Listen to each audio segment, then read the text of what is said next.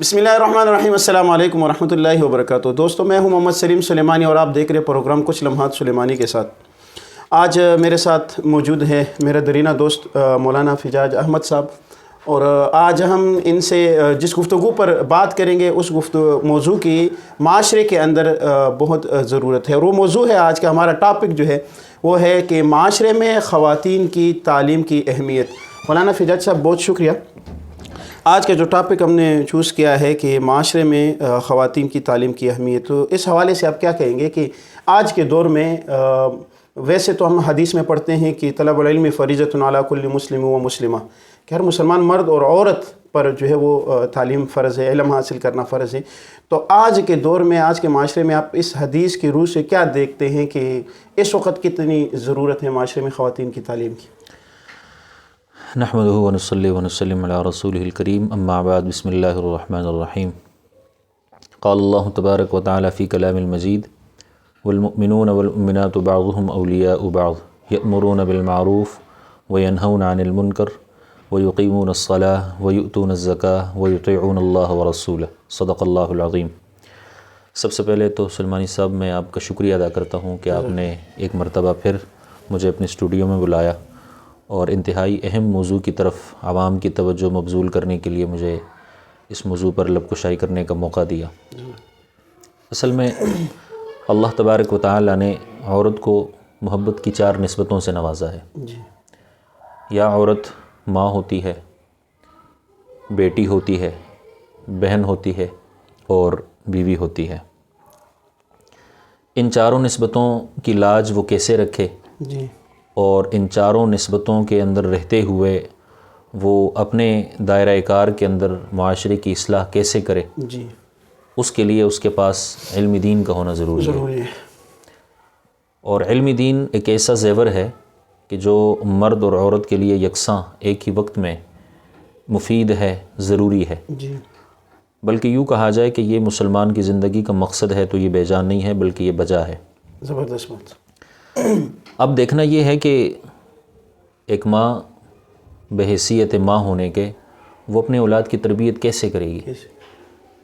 اس تربیت کے لیے اس کے پاس خود کچھ ہونا ضروری ہے۔ بالکل۔ اب اگر اس کے پاس خود کچھ چیز نہیں ہے تو اولاد کی تربیت کیسے کرے گی؟ اسی ایک نسبت کو اگر ہم اٹھائیں، آپ دیکھیں کہ دنیا میں جو نامور لوگ آئے ان کے پیچھے لازماً ان کی ماؤں نے محنت کی ہے۔ امام شافعی رحمہ اللہ کے بارے میں آتا ہے کہ بچپن میں یتیم ہو گئے۔ ان کی والدہ نے ان کو در در میں تعلیم کے حصول کے لیے پہنچایا۔ اس وقت تعلیم حاصل کرنا بھی بڑا مشکل کام تھا، جہاں سفر کی سہولتیں نہیں تھیں بلکہ صعوبتیں تھیں، پیدل یا میں ایک جگہ پڑھ رہا تھا کہ امام شافعی رحمہ اللہ کی والدہ نے ایک مقام ایسا آیا، ایک موقع ایسا آیا کہ پڑھانے والے استاد کے لیے کچھ چیز بطور تنخواہ نہیں تھی اور تعلیم کے حصول کے لیے اخراجات نہیں تھے۔ تو امام شافعی کی والدہ نے اپنا گھر 16 درہم پر رہن رکھوایا اور وہ پیسہ اپنے بیٹے کی تعلیم پر لگایا۔ گھر اپنا رہن رکھوایا۔ تو آج اگر امام شافعی کو دنیا جانتی ہے تو اس کے پیچھے اس کی والدہ کی محنت ہے۔ تو میں یہ بات اس لیے کر رہا ہوں کہ معاشرے میں اس دور میں پھر بحیثیت ماں عورت کے لیے دین کی تعلیم ضروری ہے، اس قدر ضروری ہے کہ یہ ہمارا مقصد ہے۔ دوبارہ مائیں وہی محنت شروع کریں گی تو ہمارا جو معاشرے کا نہج ہے اور آنے والی جو نئی نسل ہے وہ اچھا پروان چڑھے گی۔ دوسری بات میں سلیمانی صاحب آپ کے اس پلیٹ فارم کے تھرو کہوں کہ خاوند، بائی، بیٹا، گھر کا جو بھی مرد ہے وہ دن کو گھر سے باہر کسب حلال کے لیے نکل پڑتا ہے۔ نئی نسل کی تربیت گھر میں ہو رہی ہے۔ اس نئی نسل کا 24 گھنٹے کا آمنا سامنا ماں سے ہے، بہن سے ہے۔ لازماً وہاں پہ جو گھر میں ماحول ہوگا، جو تربیت ہوگی، جو تعلیم ہوگی، تو یہ بچہ وہیں سے سیکھے گا۔ اب مرد نے تو دن بھر محنت مزدوری کر کے شام کو گھر پہنچا، تھکا ہارا پہنچا۔ اب بچی ہے یا بچہ ہے، ایک ایک منٹ کا وقت جو اس کا گزرا ماں کے ساتھ گزرا، تو وہ ماں جتنی دیندار ہوگی جی جی جتنا اس کے اندر دین کی طلب اور تڑب ہوگی جی جی اتنا ہی نئی نسل کے اوپر اس کے اثرات مرتب ہوں گے اور وہ معاشرے کے اندر ایک بہترین کردار ادا کرنے والا فرد تیار ہوگا۔ اور محنت ہمیشہ بنیاد سے ہوتی ہے۔ جی عمارت بھی اگر بنتی ہے اس کی بنیاد مضبوط نہ ہو تو اوپر بننے والی عمارت بھی مضبوط نہیں ہوتی۔ تو یہ جو ہماری نئی نسل ہے اور موجودہ وقت کی نسل ہے، یہ بچے ہیں، یہ ہمارے مستقبل ہیں اور ہمارا مستقبل ان کے اوپر منحصر ہے۔ جی کیوں آج ہمارا معاشرہ وہ ایسے نوجوانوں کو تیار کر رہا ہے کہ جو معاشرے کو کندھا دینے کے بجائے الٹا خود ان کے اوپر ایک بوجھ بنے ہوئے ہیں، وہ گھر سے تربیت نہیں، والدین کے لیے بھی بوجھ بنے ہوئے ہیں، بنے ہوئے ہیں، حقیقت میں بنے ہوئے ہیں۔ تو پہلی نسبت عورت کو اللہ نے ماں ہونے کی سب سے، تو ماں جتنی دیندار ہوگی بیٹا اتنا ہی، اولاد کے اندر وہی اثرات اس کی تربیت کے نظر آئیں گے۔ بیٹا امام شافعی ہوگا، بیٹا امام شافعی ہوگا۔ یہ تو میں نے آپ کو ایک امام شافعی رحمہ اللہ کی مثال دی، وگرنہ میں اس موضوع پہ کئی سارے ہمارے ایسے ائمہ نامور شخصیات جو دنیا میں آئی ہیں، تو اس میں اگر ہم دیکھیں تو لازماً پیچھے کسی نہ کسی خاتون کا کردار ہے۔ دوسری نسبت میں نے بیان کی بحیثیت بیوی ہونے کے۔ ہم نے دیکھا کہ بیویاں دیندار تھیں تو انہوں نے اپنے خاوندوں کو دین کی طرف راغب کر دیا۔ بہت سارے ایسے واقعات صحابیات کی سیرت میں ملتے ہیں۔ فتح مکہ کے موقع پہ دیکھ لیں، ام حکیم آ کے ایمان قبول کرتی ہیں، ایمان قبول کرنے کے بعد اپنے خاوند کی جان کی امان لیتی ہیں اور وہ ڈر کے مارے بھاگے ہوتے ہیں، تو یہ رسول اللہ صلی اللہ علیہ وسلم کو فرماتی ہیں کہ آپ مجھے اتنی فرصت دیں کہ میں جا کر اس کو واپس لے کے آؤں۔ یہ جاتی ہیں، وہ ساحل سمندر پہ پہنچیں، دور سے آواز لگاتی ہیں، آ جاؤ، میں نے آپ کی جان کی امان لی ہوئی ہے۔ چلتے چلتے راستے میں خاوند سے کہتا ہے کیا مجھے بخشش مل جائے گی؟ کہاں کیسے بخشش مل گی؟ کہا میں نے کلمہ پڑھ لیا۔ وہیں رک جاتا ہے، جس چیز سے میں بھاگ رہا تھا مجھے اسی کی طرف لے کے جا رہی۔ تو وہ آگے سے کہتی ہیں دیکھو، اگر آپ کو میں چاہیے یا میرے بچے چاہیے، آپ کو لازماً ایمان قبول کرنا ہوگا، اور میں آپ کی جان کی امان لے کے آ چکی ہوں۔ وہ اتنا قائل کرتی ہیں اپنے خاوند کو کہ آخر وہ کلمہ پڑھ لیتے ہیں اور آپ صلی اللہ علیہ وسلم کے در پہ آ کر مشرف با اسلام ہو جاتے ہیں، شرف صحابیت سے جو ہے وہ مشرف ہو جاتے ہیں۔ تو بالکل اسی طرح آج یہ جو محبت کی دوسری نسبت ہے عورت کے لیے بیوی ہونے کے اعتبار سے، یہ آج کے خاوندوں کو معاشرے میں بہترین دیندار بنا سکتی ہے۔ باجماعت نماز پڑھنے والا، چہرے پہ سنت رسول سجانے والا، معاملات شریعت کے مطابق کرنے والا، حلال کمانے والا، یہ بنا سکتی ہیں۔ بالکل بنا سکتی۔ ہم نے ایسے خواتین دیکھیں کہ جن کے واقعات ہم نے سنے کہ جنہوں نے اپنے خاوندوں کو کہا کہ شام کو خالی ہاتھ آئے، بھوکا ہم سو لیں گے لیکن حرام کمائی نہ نہیں لینا، یہ بڑی بات ہے۔ تو عورت مرد کو کسی نہ کسی دائرے میں بناتی بھی ہے، بگاڑتی بھی ہے۔ اب اگر وہ خود بنی ہوئی ہے تو وہ بحیثیت ماں بیٹے کو بنائے گی، بحیثیت بیوی خاوند کو بنائے گی۔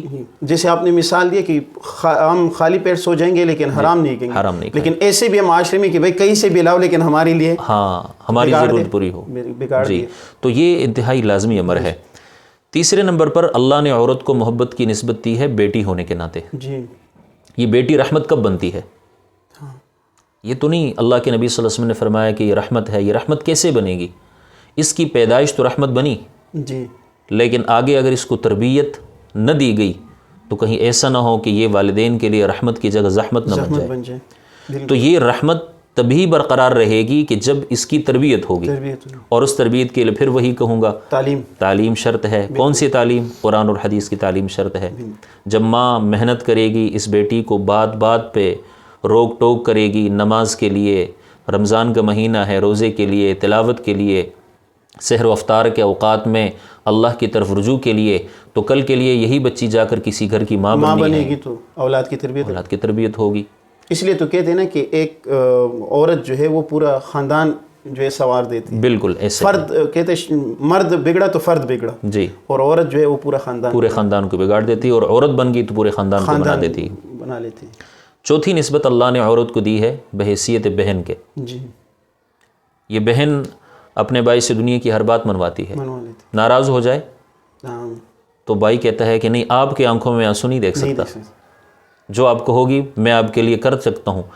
تو اگر اس کی تربیت دینداری والی ہوئی تو جیسے آج کی ماں اپنے بیٹے سے دنیا کی ہر بات منوا لیتی ہے، جیسے آج کی بیوی اپنے خاوند سے دنیا کی ہر بات منوا لیتی ہے، جیسے آج کی بیٹی اپنے والد سے دنیا کی ہر بات منوا لیتی ہے، جیسے آج کی بہن اپنے بھائی سے دنیا کی ہر بات منوا لیتی ہے، تو یہ دین کی بات بھی منوا سکتی ہے۔ بالکل۔ شرط کیا ہے کہ اس عورت کے پاس دینی تعلیم موجود ہو۔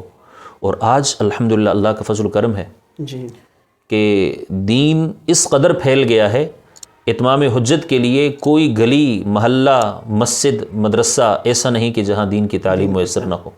الحمدللہ مساجد میں محنت ہو رہی، مدارس میں محنت ہو رہی، مکاتب قرآنیہ میں بنیاد رکھی جا رہی۔ تو وہ اعتراض بھی لوگوں کا کہ جی ہم ڈھونڈ رہے ہیں لیکن ہمیں جگہ نہیں مل رہی، نہیں، اللہ نے حجت تام کر دی۔ اچھا مولانا فجاد صاحب، آپ نے یہ 4 نسبتیں بیان کر دی، اور تعلیم کی اہمیت بھی کہ عورت کی تعلیم کتنی ضروری ہے، جی کہ ایک عورت اگر ہر نسبت سے اگر وہ تعلیم یافتہ ہوتی ہے تو خاندان کو وہ آباد کر دیتی ہے، خاندان کو راہ راست پر لے آتی ہے۔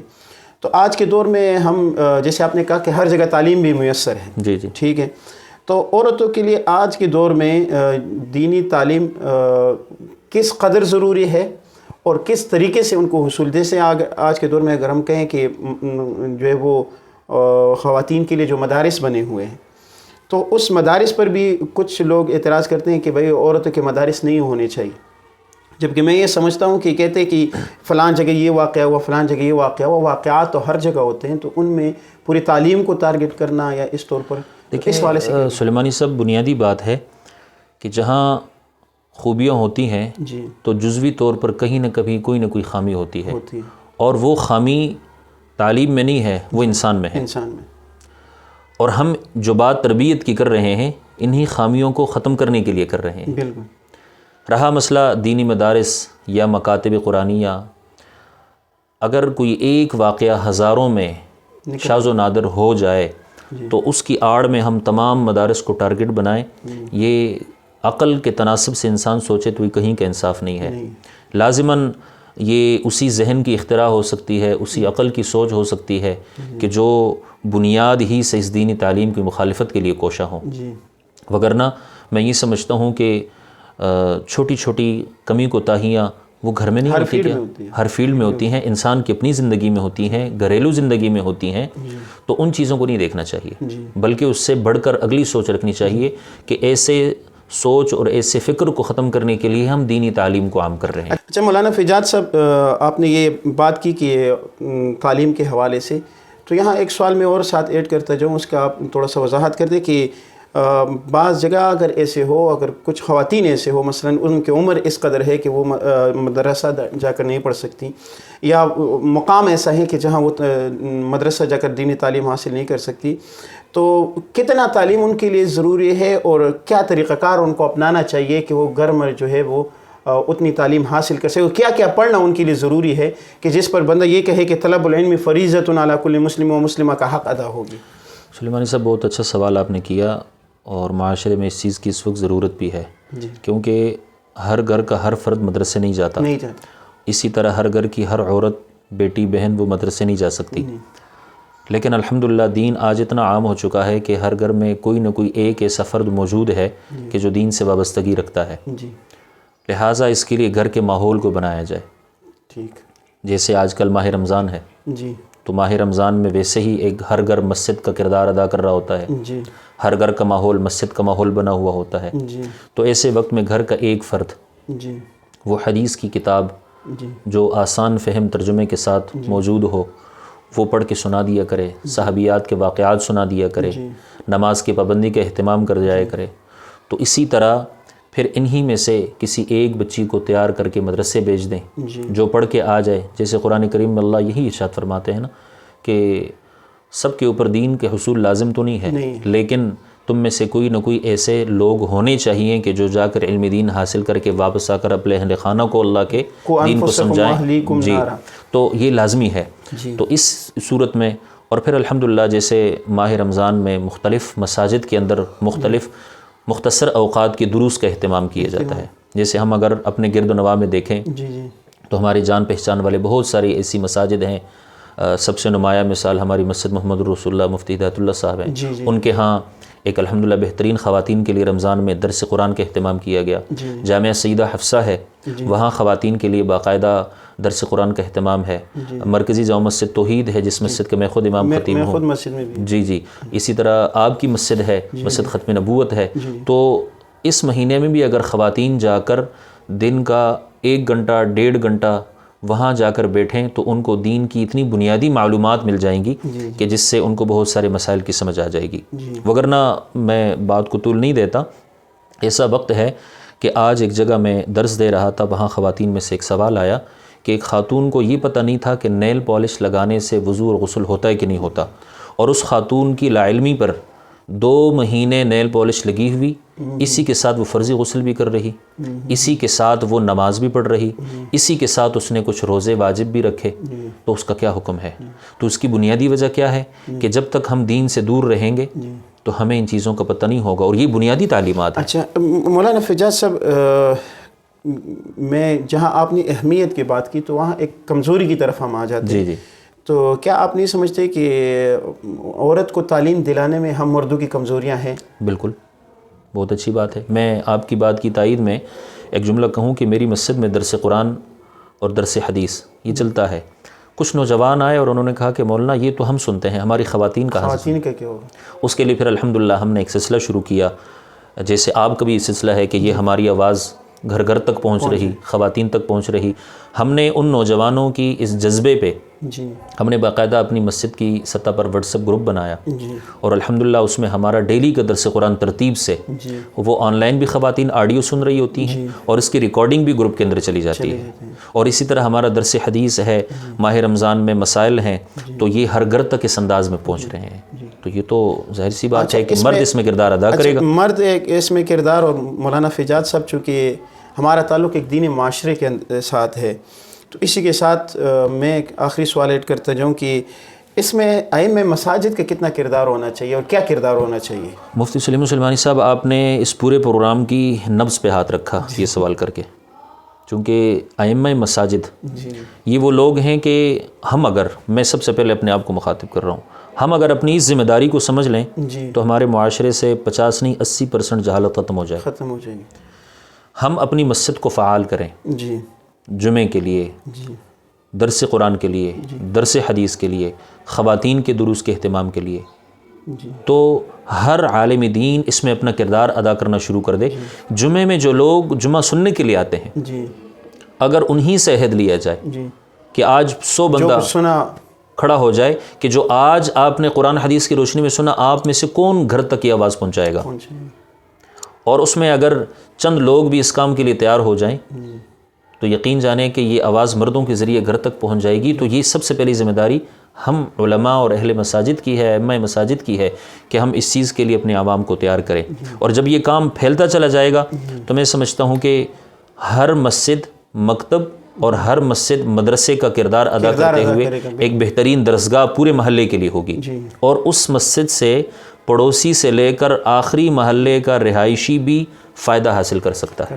لیکن اس کے لیے ہمیں سب سے پہلے تیار کرنا ہے. بہت بہترین گفتگو کی آپ نے.